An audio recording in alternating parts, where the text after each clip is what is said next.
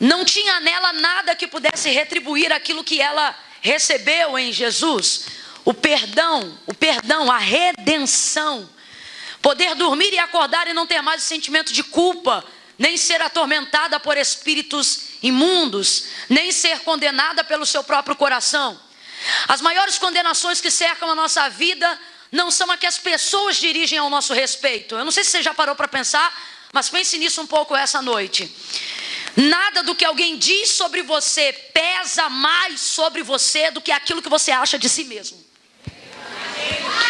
Eu falo sobre você alguma coisa agora que te ofende, que te chateia, que te magoa, mas depois vem alguém te elogia, depois vem alguém que acha uma coisa diferente do que eu disse, e vai ver isso acumula coisas boas a seu respeito, e apesar de saber que 2, 3, 10 ou 30 não gostam de você, há outras pessoas que te conhecem de perto, que te respeitam e que trazem bálsamo para a ferida de que outros abriram. Normalmente é assim. Agora, não há bálsamo que venha curar, não há chave que venha abrir cadeias quando você é o próprio carcereiro de si mesmo. Quando você pensa sobre si coisas de si mesmo porque você se vê por dentro. Quando você, por exemplo, é um viciado e alguém diz, você é uma bênção, mas você sabe que se masturba. E você diz, eu não sou isso, eu sei quem eu sou um masturbador, eu sou um promíscuo. Ou quando alguém diz para você, você é uma bênção, você é uma santa mulher de Deus, mas você é viciada em filmes pornográficos pela internet, ninguém pode baixar o Google, o histórico do Google dos seus vídeos, porque senão você vai ficar exposto e você pensa, eu sou uma miserável. Independente do que pensam de mim, você se olha pela janela de dentro e você sabe quem você e se condena por isso. Você se julga. Muitas vezes por isso você não consegue ter uma vida como você gostaria de viver com Deus. Não porque Deus não esteja disposto a te oferecer perdão, redenção, salvação plena, alegria da salvação, mas porque você se pune, porque você se condena, porque ninguém é mais cruel com você do que você é capaz de ser cruel consigo mesmo.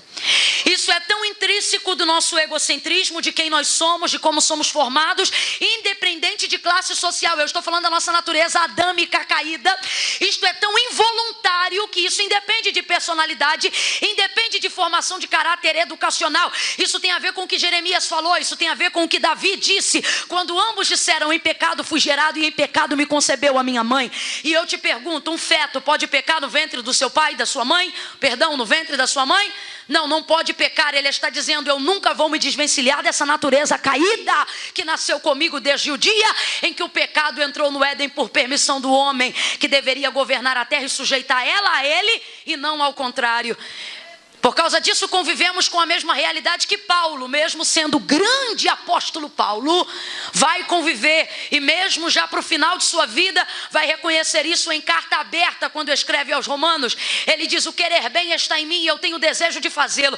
E é isso que nos martiriza por dentro. Não é o fato de não sermos bons, não. É o fato de sabermos que temos potencial para ser, mas não conseguimos. É perceber em dado momento de maturidade da vida e maturidade da fé que o nosso problema não é o pastor, não é a pastora, não é a igreja, não é o ministério, mas é a nossa procrastinação pessoal, é a nossa incompetência pessoal, é a nossa preguiça espiritual, é a nossa negligência emocional que vai incomodando a nossa vida. E nesse ponto da vida, que normalmente é quando nós ficamos debaixo de um pé de zimbro, como ficou o profeta Elias, entendendo, Senhor, eu sei que tu querias fazer uma nova história na minha vida, eu sei que tu querias começar um novo capítulo na descendência na minha família a partir de mim, mas eu não sou melhor do que os meus pais. Pelo contrário, ao invés de ser um ponto de propulsão para melhorar toda a hereditariedade que virá após de você, a partir de você, não, você começa a achar que todo mundo que veio antes conseguiu ser melhor do que você, e todo mundo que virá depois não se comparará a você, de tão bons que eles são em relação a você, sem saber que na verdade essa pessoa que está ao seu lado pode ter o cabelo diferente, a cor diferente, o jeito diferente, mas ela está travando as mesmas guerras nesse momento.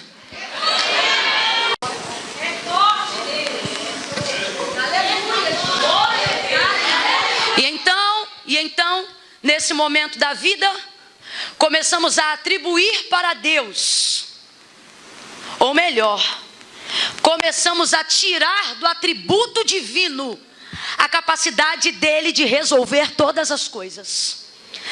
capacidade dele de ter poder para fazer tudo. A palavra que o próprio profeta, na verdade o próprio Deus, na primeira pessoa, usando a boca do profeta, vai dizer: haveria coisa alguma difícil para o Senhor? Mas por que começamos a tirar o atributo do poder divino do Deus que pode tudo, inclusive mudar a nossa história? Porque começamos a perceber que são coisas que não dependem de Deus. E é nessa hora então que a gente se desespera, porque começa a perceber que Deus sempre cooperou com a gente, é a gente que não está cooperando com Deus.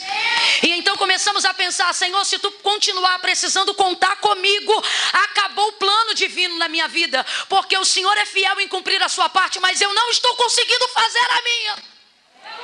E então começamos a ficar desesperados e dizer: Deus, eu não sei se eu vou viver o cumprimento de tudo aquilo que tu disse que eu viveria quando tu me chamou. Porque quando tu me chamou eu tinha muito gás, quando tu me chamou eu tinha muita força, quando tu me chamou eu tinha muita fé, e eu acreditava que era possível, e eu lutei contra pessoas, eu lutei contra crises, eu lutei contra demônios, eu estive firme diante das tempestades, e minha casa nunca foi construída sobre areia. Mas o problema agora sou eu, Deus.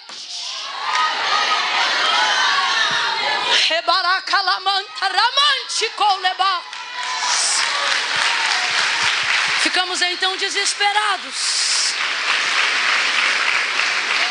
e começamos a achar, preste atenção, e começamos a achar que Deus só pode coisas, que Deus não pode pessoas. Eu vou falar desse jeito mesmo, não tem como tentar explicar uma coisa tão complexa de maneira mais objetiva. Vai ver, você nem vai conseguir verbalizar da mesma forma, mas eu sei que vai sentir como deve sentir. De tanto vermos Deus fazendo coisas, começamos a achar que Ele tem poder para fazer todas as coisas, mas não tem poder para as pessoas. Padronizamos o livre-arbítrio como justificativa de áreas da nossa vida das quais Deus não pode mover, Deus não pode entrar, Deus não pode transformar. Mas isso é um equívoco muito grande. Por isso, em carta aberta, escrevendo aos Romanos, Paulo vai dizer: o querer bem está em mim, mas ocorre que todas as vezes que eu vou executá-lo, ou seja, que eu vou fazer aquilo que eu projetei, aquilo que eu programei, aquilo que eu desejei, encontro outra lei, isto é, nos meus membros, operando contra a vontade do Espírito, que me impede de querer executar o bem que está em mim. De modo que o bem que quero fazer eu não faço, mas o mal que eu não quero, faço. E ele se autodenomina miserável, é como ele se sente. Miserável homem que sou. E isso aqui não é para agradar ninguém não. Em outros momentos Paulo vai demonstrar a mesma conotação. Ele diz, e não é para poder autofragilizar, para parecer mais santo do que a gente, não. É uma realidade do cognitivo de Paulo. Ele sabe, ele pensa, ele reconhece, e ele diz: porque de todos eu sinto que eu sou mais miserável. E vamos falar a verdade, será que em algum momento de autoavaliação pessoal, pessoas que você nem respeitava em dias que você se sentia muito crente, em dias que você se sentia muito santificado, hoje você percebe que elas parece que romperam e avançaram até mais do que você? E a gente se sente miserável. Miserável homem que sou, quem me livrará do corpo desta morte? Mas não termina nessa decadência. Então ele vem trazendo para nós o que de fato significa o evangelho da graça. Não por mérito, não por obras, mas por graça, favor imerecível. Então ele diz: mas graças dou a Jesus Cristo nosso Senhor e Salvador. Tem mais alguém aqui para se unir à voz profética de Paulo e dizer: eu dou graças a Jesus Cristo, o nosso Senhor e Salvador. Dê graças aí agora, dê graças aí agora. Misture essas palmas com graças a Deus, graças a Jesus, graças. Aleluia. Oh, aleluia. Aleluia. Oh, aleluia. Esse momento da vida onde constatamos a nossa miserabilidade e pensamos que estamos perdidos de tudo, é aí que estamos melhorando, mas não percebemos. Por quê? Porque é quando de fato e de verdade a graça de Deus tem liberdade no vazio da nossa alma para manifestar o tamanho da sua grandeza, o tamanho da sua relevância, o tamanho da sua generosidade.